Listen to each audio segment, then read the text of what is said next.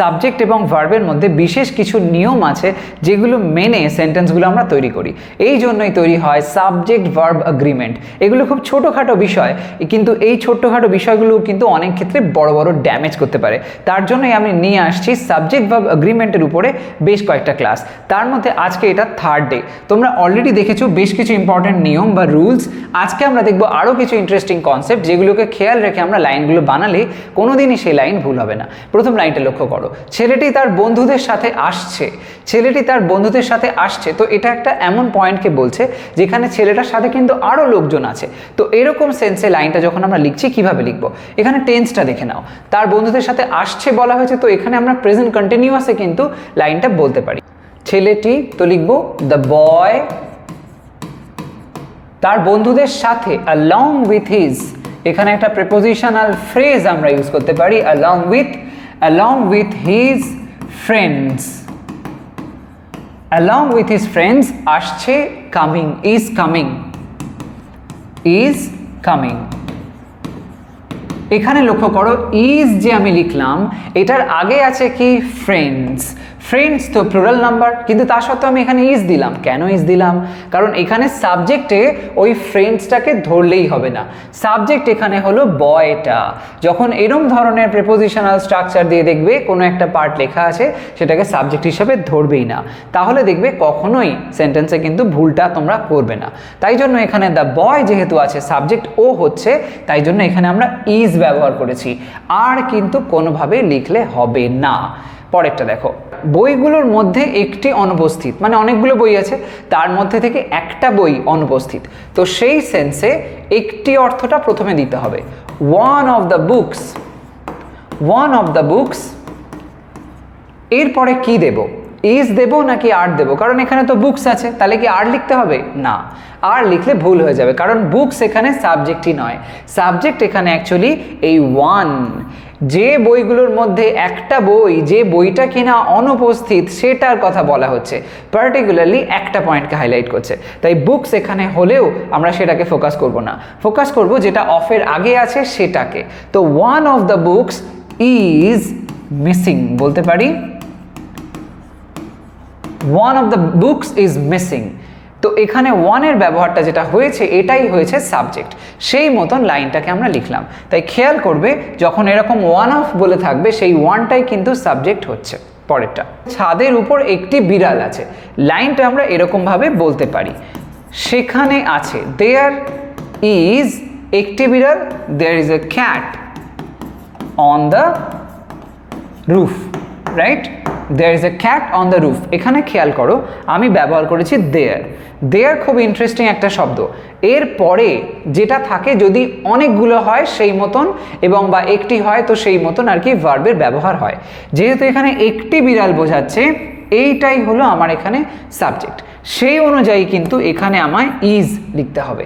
আমি দেয়ারটা আছে বলে ইজ লিখব না, সেখানে ডিপেন্ড করছে কতগুলো জিনিস আছে বলা হচ্ছে সেই মতন। যেহেতু একটি বিড়াল বলা হয়েছে তাই জন্য ইজ লিখলাম, কিন্তু যদি পরের লাইনে আসি বিষয়টা আরও ক্লিয়ার হয়ে যাবে। ছাদের উপর অনেক বিড়াল আছে, তখন কি হবে?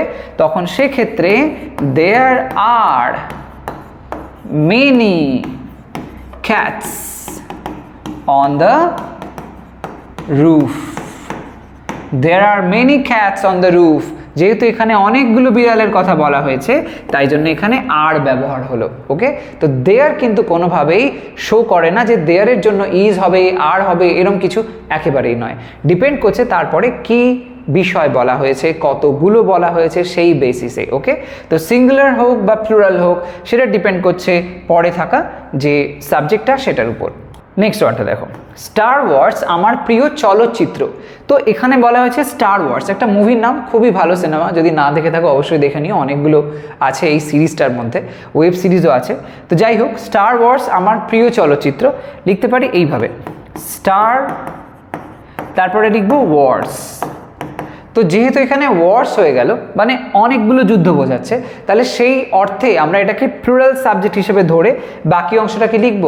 একেবারেই নয়। যখন এখানে মুভির কথা বলা হয়েছে, একটা মুভির নাম বলা হয়েছে, সেটা হবে সিঙ্গুলার। যদি এখানে আরও মুভির নাম থাকতো তাহলে সেইগুলো হতো সব মিলিয়ে প্লুরাল ফর্ম। কিন্তু সেটা এখানে নয়, একটা মুভি বলেছে, হোক না সেই মুভিটার নাম প্লুরাল, এটা কিন্তু সেইভাবে গ্র্যান্ট হবে না, টোটালটাকে আমরা সিঙ্গুলার সেন্সে ধরবো। তাই স্টার ওয়ার্স আমার প্রিয় চলচ্চিত্র, is my favourite, Star Wars is my favourite, প্রিয় চলচ্চিত্র, favourite movie, right? Star Wars is my favourite movie. তাহলে এখানে ইজ এর ব্যবহারটা দেখলাম, যদিও ওয়ার্স আছে তাও, কারণ এটা মুভির নাম সেই সেন্সে। পরে দেখো,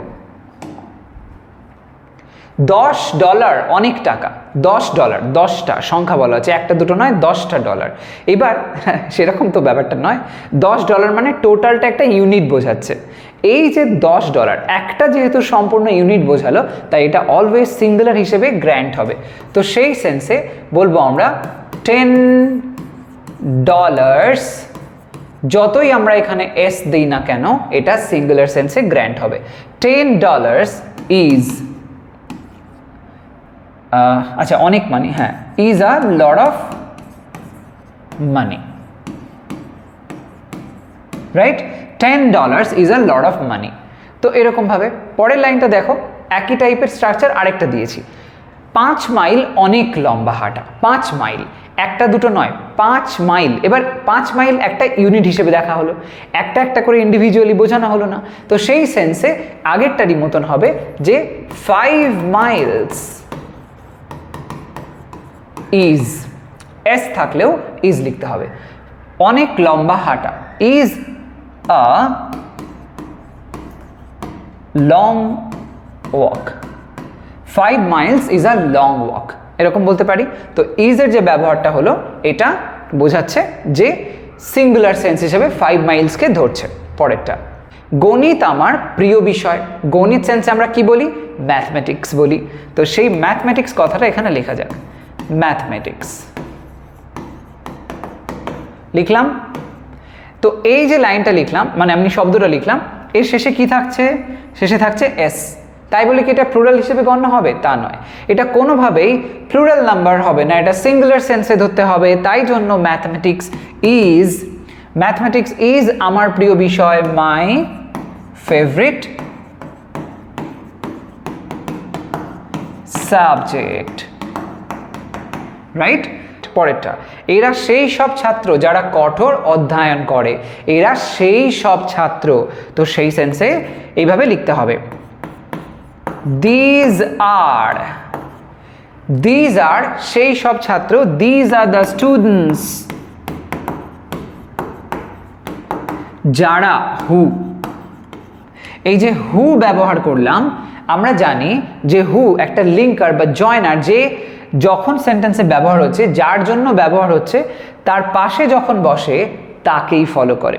অর্থাৎ এই হু, WH ওয়ার্ড হু এর বা এরকম ধরনের যে সমস্ত লিঙ্কারগুলো আমরা ইউজ করি, সেগুলো সব কটাই যার পাশে বসছে যখন অ্যাডজেক্টিভ ক্লজ হিসাবে, তখন যাকে ফলো করছে সেই অনুযায়ী সেও মানে রিয়্যাক্ট করে। অর্থাৎ এখানে স্টুডেন্টসকে ফোকাস করে হু হয়েছে, তাই স্টুডেন্টস যেমন এখানে প্লুরাল নাম্বার, হুও তাই হয়ে যাবে, হু কিন্তু সিঙ্গুলার হবে না। অনেকে এই ভুলটা করে ফেলে, মনে করে যে এই ধরনের লিঙ্কারগুলোকে তারা ভেবে নেয় যে এটা হয়তো সিঙ্গুলার নাম্বার, কিন্তু সেরকমটা একেবারেই নয়, এটা ফলো করবে তার আগে থাকা বিষয়টিকে। তো these are the students who, যারা কঠোর অধ্যয়ন করে, হু স্টাডি হার্ড, রাইট? হু স্টাডি হার্ড। পরেরটা দেখো, একই রকম স্ট্রাকচারে আরেকটা লাইন আছে, ওরাই এই কুকুরগুলো যারা জোরে জোরে ডাকে। তো সেই সেন্সে ওরাই লিখবো আমরা দে বলে। তো দে আর দ্য ডগস, ওরাই সেই কুকুরগুলো যারা অর্থে এখানে আমরা দ্যাট লিখতে পারি। আগেরটারই মতন এখানেও দ্যাট কিন্তু ডগসকে ফলো করবে, যেমন ওখানে হু স্টুডেন্টসকে ফলো করেছিল, সেই রেসপেক্টে দ্যাট ডগসকে ফলো করবে। তাই জন্য এই অনুযায়ী আমরা লিখব, দে আর দ্য ডগস দ্যাট, যারা জোরে জোরে ডাকে, দ্যাট বার্ক লাউডলি, জোরে জোরে ডাকে। এখন যদি এরকম হতো এখানে ডগসের জায়গায় শুধু ডগ থাকতো, তাহলে দ্যাটও কিন্তু সেই সেন্সে সিঙ্গুলার হয়ে যেত, তখন এখানে বার্কস করতে হতো, তখন লিখতে হতো দ্য ডগ, ধরো এরকম লিখতে পারতাম যে ইট ইজ দ্য ডগ বা this is the dog that barks loudly, তখন সেটা হতো। সেই বিষয়টাই কিন্তু খেয়াল রাখবে যে এই দ্যাট বা হু এরম ধরনের যে ডাব্লিউএইচ ওয়ার্ডসগুলো আছে এরা সবাই যার পাশে বসছে সেই মতন কিন্তু সে অ্যাক্ট করবে। সিঙ্গুলার হলে সিঙ্গুলার, প্লুরাল নাম্বার হলে প্লুরাল, এরকম হচ্ছে থিওরি। তো এরকম বিভিন্ন রকম উপায়ে তোমরা লাইনগুলো লিখবে। এই বিশেষ ধরনের যে স্ট্রাকচারগুলো আমি আলোচনা করলাম অবশ্যই খেয়াল রেখো, আর এই ধরনের লাইনগুলো বানানোর সময় আর যেন ডাউট না থাকে। আজকের ভিডিওটা এই পর্যন্তই থাকছে। যদি মনে হয় ইনফরমেটিভ ছিল, একটা লাইক করতে ভুলো না, শেয়ার করো সমস্ত ফ্রেন্ডসের মধ্যে। আর চ্যানেলটা এখনও সাবস্ক্রাইব না করে থাকলে ডেফিনেটলি করে নাও, কারণ এই ধরনের ইনফরমেটিভ ভিডিওস তোমরা আমার চ্যানেল থেকে পেতেই থাকবে। আজ তবে আসি, সবাই ভালো থাকো, সুস্থ থাকো, বাই।